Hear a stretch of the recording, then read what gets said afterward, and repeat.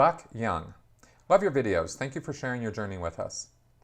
I noticed that a number of X's struggle with a duality of some type of recovery or continuum thereof, shame, guilt, anxiety, etc., and arrogance.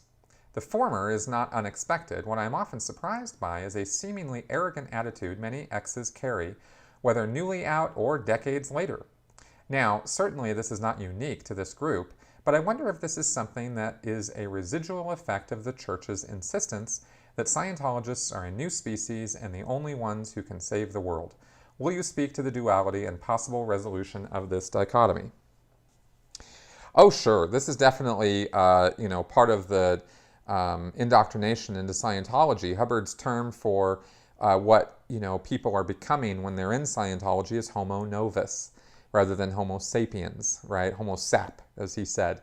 You're trying to create homo novus, new man, in Scientology. And everybody who comes into Scientology quickly learns that they are part of a special elite group that is better than everybody else who's not in Scientology.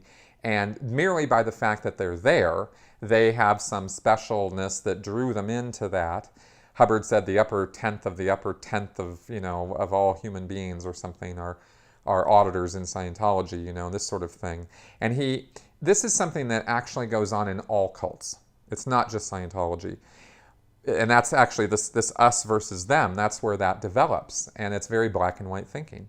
So in Scientology specifically, you get this homo novus attitude, and you get this idea of moving up in spiritual awareness. And so Scientologists actually foster amongst themselves the idea that they're better than everybody else around them. Hubbard also uses language to enforce this, like wogs. He calls non-Scientologists wogs, which is a derogatory British term for, if I remember right, when the British were down in India, they called the Indians wogs, and it was a derogatory term. I didn't like it when I was in Scientology personally. I never agreed that was a good thing to be doing. And after Harry Potter came out, this is kind of amusing. After Harry Potter came out, I started calling everybody not in Scientology muggles, because they didn't have the magic. Anyway, so that superiority complex, sort of thing, that arrogance, definitely can continue with people after they come out of Scientology, because it becomes a habit. And as far as resolving it, the ways I know to do it are how you recover.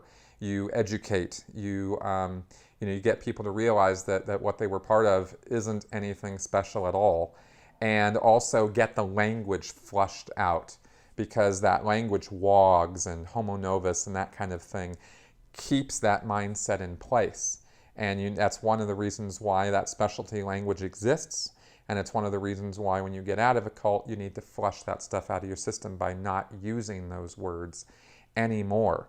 Come up with other words to use for what you're trying to say, and you'll find the cult thinking patterns kind of flushing out of your system. So